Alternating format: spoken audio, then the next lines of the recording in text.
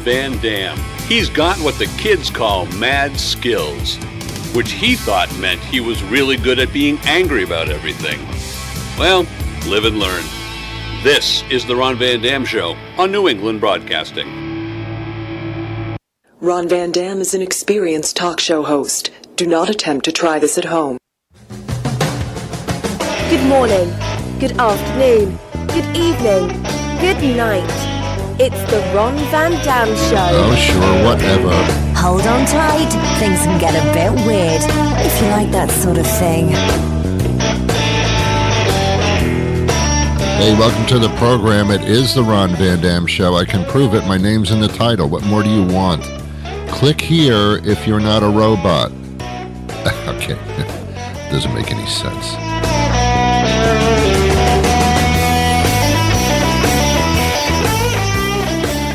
Hey, it's a pleasure to be with you. Actually, the pleasure's all yours. So sit back, relax. I'm going to entertain for the next 30 minutes.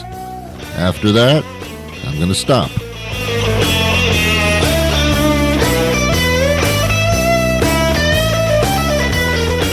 Okay. All right. Okay. I think by now we formed a relationship, haven't we? Yeah, I know. It's kind of disgusting, isn't it? Let's just keep it as acquaintances, okay? Let's not call it a friendship. I'm serious. I have so many friends on Facebook. I'm running out of birthday cards. It's just so many of them.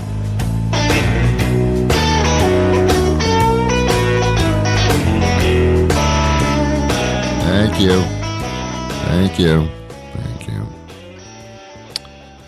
As I said yesterday, I'm tending not to know the difference between a standing ovation and when people get up because they're about to leave. I don't know which it is. I don't know which it is. Thanks for being here. I have an interesting show today.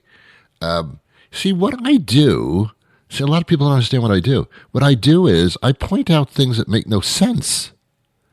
And today I'm going to talk about things that we complain about incessantly. That's a word I can't spell, but I can say. We talk about these things incessantly, but there's nothing we can do about it. No matter what, there's nothing you can do about it. Stop stressing about things that you can do nothing about. It causes stress because you can't do anything about it, so they're stressful. And stress can cause depression, mental problems, physical problems. Stress is a horrible thing. It's a horrible thing. And yet we're surrounded by it, or the things that make us stressed. So how many times am I going to say the word stressed? A lot. By the way, before we get started, there's just one thing that came to mind, and I really don't understand it, and I'm a little annoyed about it. Before we go any further, I'm sorry. It's pickleball. What the hell is that? What the hell is it? I get it. It's tennis. Why don't they just call it mini tennis? Or tennis for people that don't want to run around chasing the ball that much. Or people that get really tired just, moving a little bit. Okay, that's a good name for the sport because it defines what it actually is. Pickleball? The hell? Who named it that? What in the world does a pickle have to do with pickleball? Half of you don't even know what pickleball is.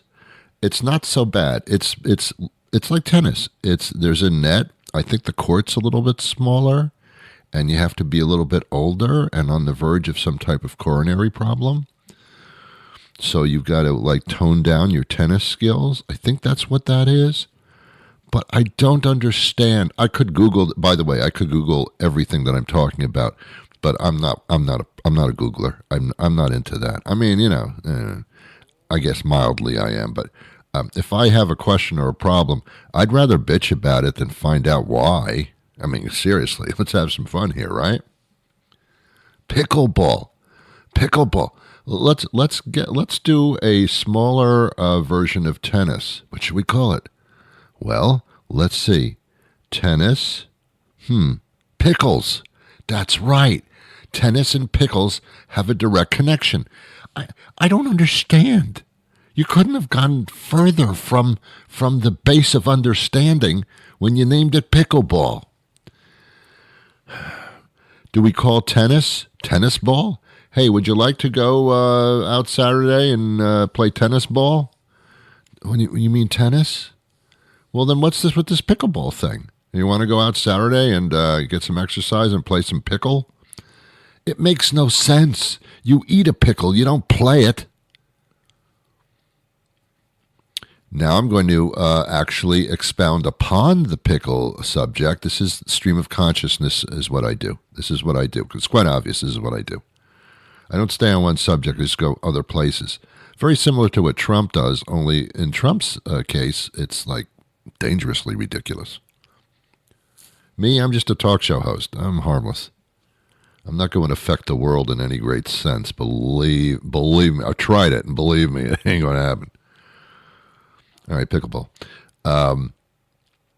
Like 20 years ago, I walked into a restaurant, and a friend of mine, actually the announcer of this program, John Shanahan, I met him at a little restaurant place, a little diner place, nice place, in Whitman, Massachusetts. Where's Massachusetts? It's on the map, okay?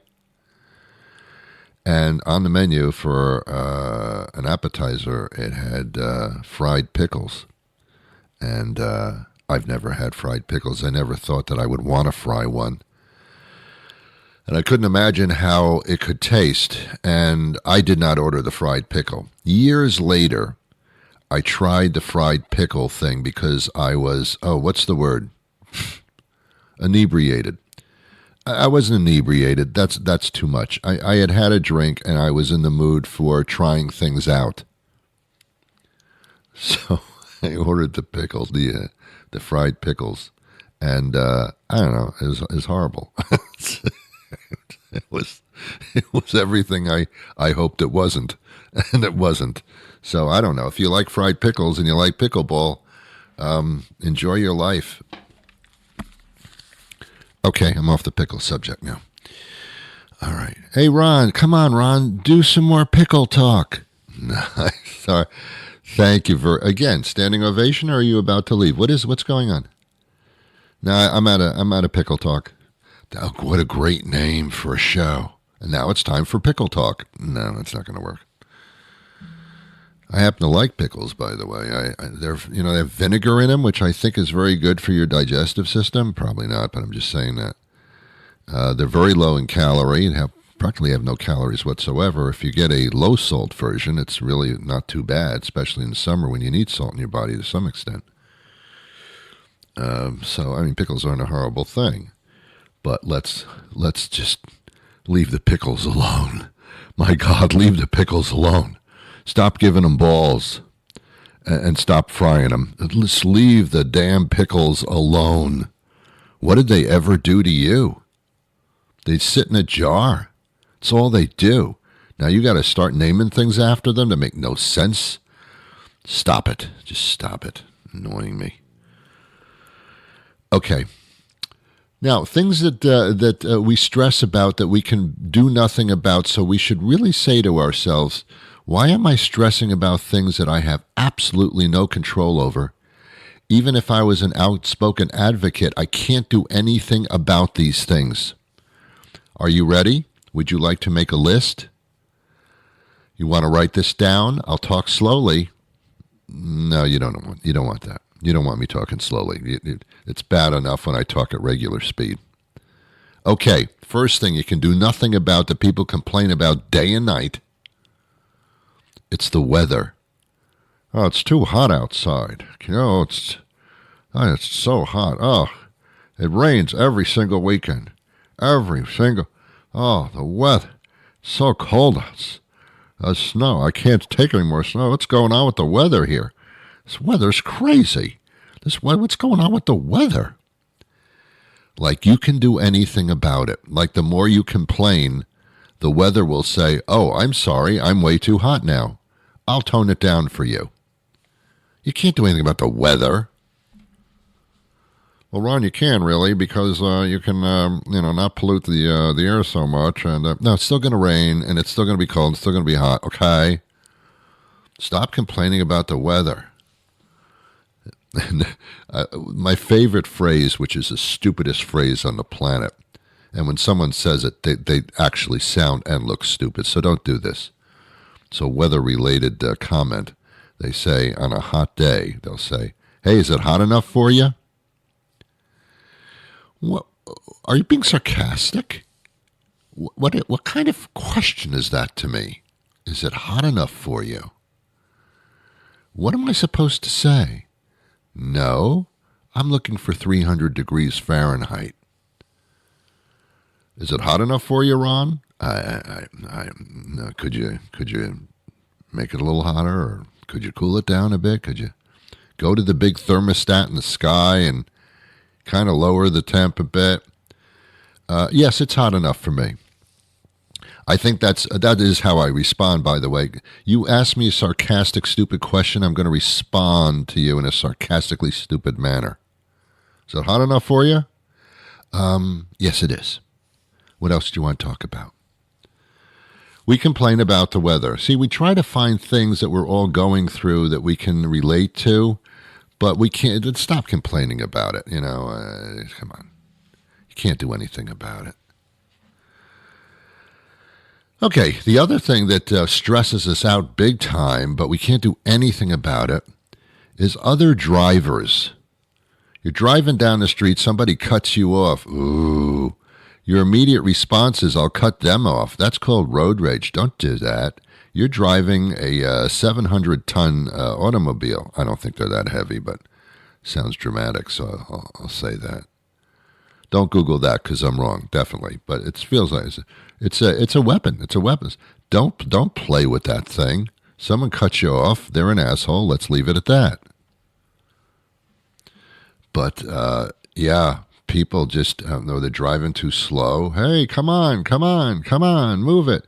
And then you kind of get close to their bumper just to make a show of support.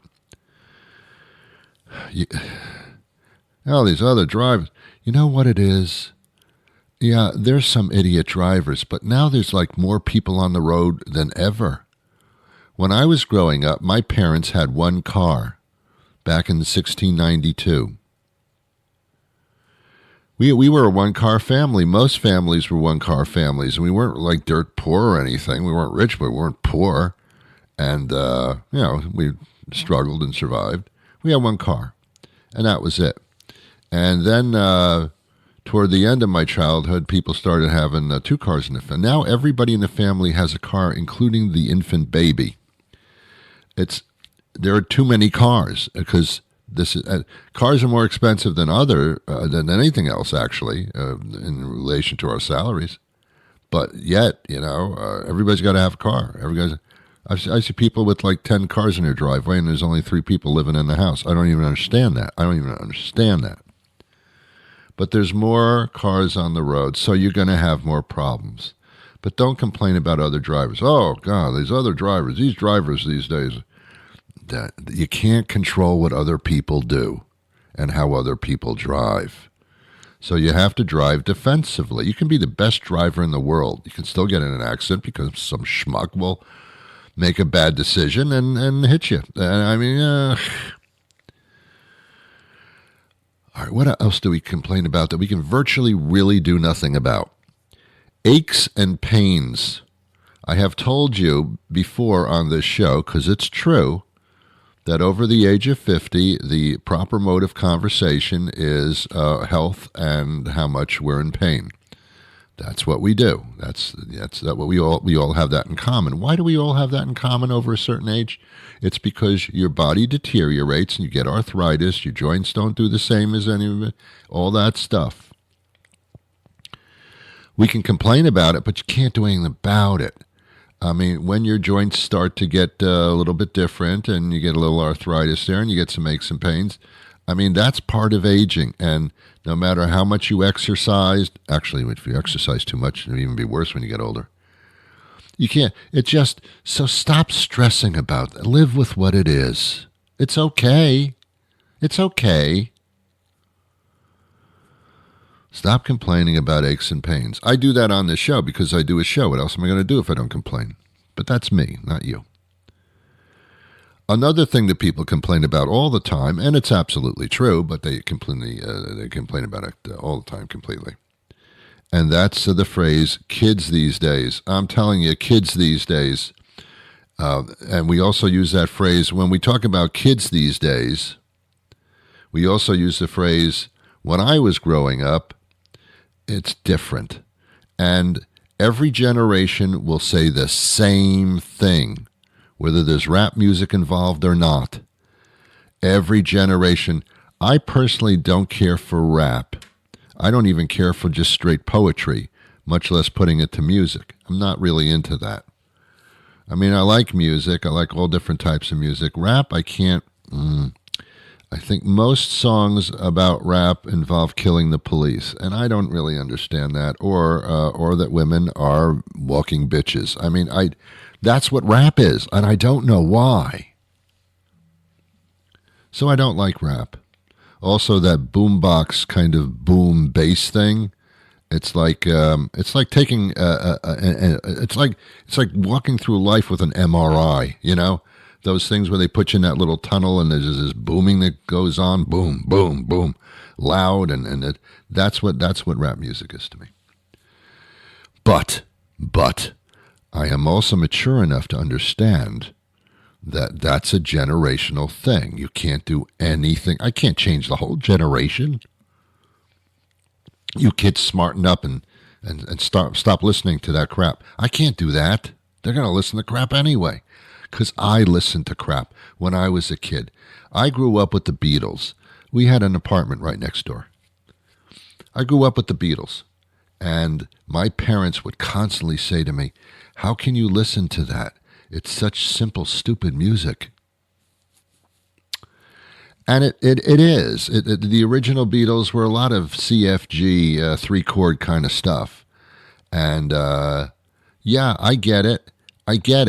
But, see, generation thing.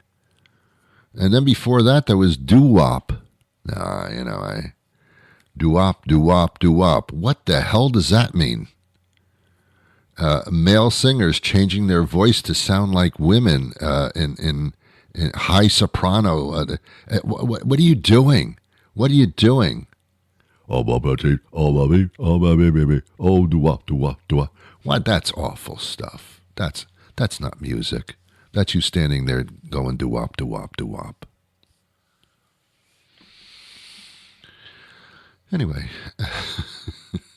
you listen to some modern symphonies. That's not music. That's like taking an entire orchestra and having them play just things at random. I mean, it's just that's not music to me either. So you can't do anything about that stuff. I can do it. I can complain because that's the show that I do. You can't do that, though. You can't do what I do. You can't do it. Don't try. You can't do it. Stop complaining about kids these days. There's a lot of them. You can't change any of them. You cannot change a kid. And that leads me into the biggest stress factor of all. And it's been through every generation and every situation. And that's, you can't change how other people act. You can't. Everybody's got their own personalities. And even if this world was 95% wonderfully generous, beautiful people, peace-loving, respectful, happy, successful, comfortable individuals, the other 5% that isn't will ruin it for everybody. If you have a room of 99 great people and you have one incredibly huge evil asshole, it's the evil asshole that shall reign supreme. It's not supposed to be like that. The nice people are supposed to outnumber the evil people. But there are too many stupid people who let that happen. So, I can't make a stupid person smart. I can't do it. And I'm not talking about book smart. Oh, no. Oh, I'm not talking about that at all. I'm talking about just like not having the capacity of acting like a wonderful person. Can't do it. Cannot do it. Cannot do it. I cannot change the way other people act. I can say to their face, I don't like the way you are. I don't like you. I don't do that because it doesn't serve any purpose. It stresses me out, so there's no point to that. I just disconnect. There's nothing wrong with that. If you get a phone call from a spam scam kind of thing, they start selling you solar panels or something, you just hang up the phone. That's okay. Doesn't mean you have to buy the solar panels. It's a horrible example, by the way. That is a horrible example, but I think you know what I'm talking about. Do you? Oh, do you? All right. That's about it. Yeah, stop stressing about the things you can do nothing about. There's no point. There's just no point. There's no point. I've spent most of my life doing that, getting stressed about things that I can do nothing about. Can't do anything about it. Trump being president has stressed me out totally, as it has for most of the globe. So what do? I don't listen to him. Whatever. I can't stop him. I can't get in a bus and go to the White House and say, Don, we got to have a talk. I'd love to do that. I don't think Don would listen to me because he's one of those other drivers, so to speak. So why stress myself out? Why even connect to that? You connect to things that you can do something about. You can get into politics if you want. You can become an advocate. You can change things on a local level, usually pretty effectively, because there is power to the people on a local level. When you get to a national or worldwide level, it's going to take more than a village. A lot more than a village. It's going to take more than a country. It's evil is always around. You can't change it, so you got to live with it. It's unfortunate, but it's never been different. It's never ever been different. It's never ever been different than this. It's always been good against evil. Even the Bible tells me so. Now, I didn't read the Bible cover to cover because I don't have that much time, but I get it. I'm not a real religious person, but I get it. And I know that there's always been good and evil. I mean, even in the good book, there's good and evil.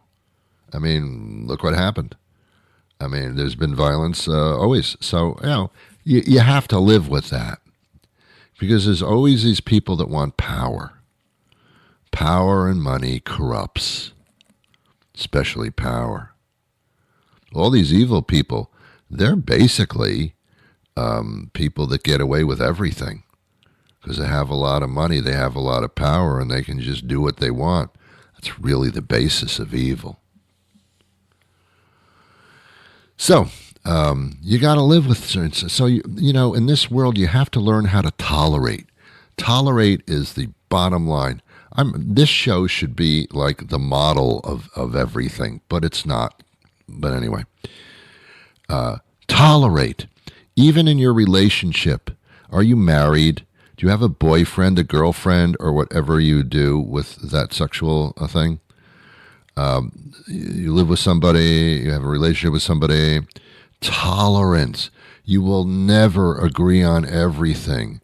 The closer you are to somebody, the more chances for you to get into an argument with them because their opinion is now significant to your life.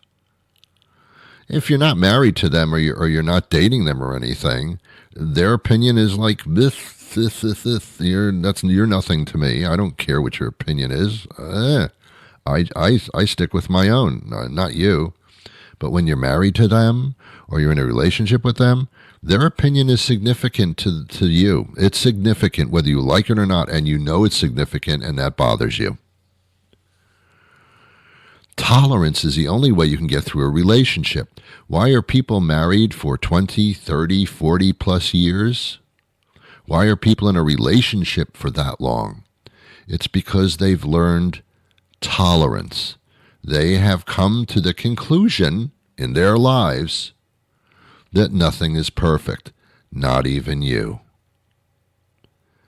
And as long as you realize that you're not perfect, you got flaws and you know what they are. You don't let anybody else know what they are, but you know you got them. So how can you expect something different from somebody else if you're that wonderful? So that realization should really help promote tolerance. If you tolerate things and you don't stress about things that you cannot tolerate, then you're kind of good. Then that's kind of the secret to happiness. Don't let the stuff that doesn't make you happy get to you. And the stuff that does make you happy, open your arms to it. And tolerate. Tolerate. Tolerate. I can say it in different ways, but it's still the same word. Now, who am I? Do I have a sociology degree? Well, yeah, maybe. But that's besides the point. Who am I? Well, I've talked to tons of experts on this show. I've been doing radio. Oh, Ron, you're going to brag now? No, I'm just trying to make a point. I've been doing radio for 35 years. Interviewing people, experts on every single subject you can possibly think of. Thousands upon thousands of interviews I have done over my 35-year career doing this thing. So I've learned a little bit from talking to experts. And some of the experts disagree vehemently with each other, etc. But so I think I got a little bit on this, you know. And then you have life experiences. I'm older than 20 years old, older than 30. All right, let's not go there. And I've been around, and I've been through stuff. You kids today, I'm sorry, but you haven't been through enough stuff yet. You just haven't. I have. So, am I the Pope? No. No, I don't want to dress like that. I really don't. I guess that's the best thing about being the Pope is your clothes are laid out for you every morning. I guess it's kind of makes it easy. But I'm not looking for that kind of easy. I want to challenge. I want to know why stripes don't go with polka dots. I want to feel that. I want to feel that problem. Would I like to be Pope and be able to pontificate to people? Sure, you bet. Who wouldn't? But at the same time, it's a lot. It's just a lot. Do I want a large staff of people? No, I don't. Just a few assistants to get me coffee and stuff. And I don't even drink coffee. I just want them there in case I ever do. I want my assistants to take care of my problems and the things that I don't want to do. And they get paid well if I did that. I want people. Where someone wants to have lunch with me. And I say, well, I can't have lunch, but someone from my office will have lunch with you. I like that. I like to have people. I want to use the phrase, I'll have my people get back to you. Your people? What does that mean? That doesn't mean anything. I just like saying it. I like the concept. I like the concept of having people. But people that I like, not people that I don't. I don't want to have people I don't like. I've got enough of that already. No. So you can't change the weather. You can't change other drivers, the way other people drive. You can't change your little aches and pains as you get older. You can't change kids these days. And you can't change how other people act and the fact that there's a large population of schmucky idiots walking around. And they're amongst us, and you can't tell the difference. You can't tell the real schmucky idiots from the ones that aren't simply by looking at them. Sometimes you can't. Sometimes you can. Usually you can't. They meld into society on purpose. There are also too many people on the planet. I can't complain about that. I can't do anything about that. They have a right to be here as much as I do. There's just too many people, too many consumers.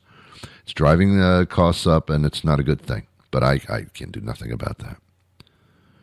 So this is the show that teaches you, this episode at least, how stop stressing about the things you can't do anything about. And I mean that in so many ways. If the news makes you stressed out, stop watching the news. You'll get the gist of it, when you go on your social media or through conversations with other people. You'll know what's going on.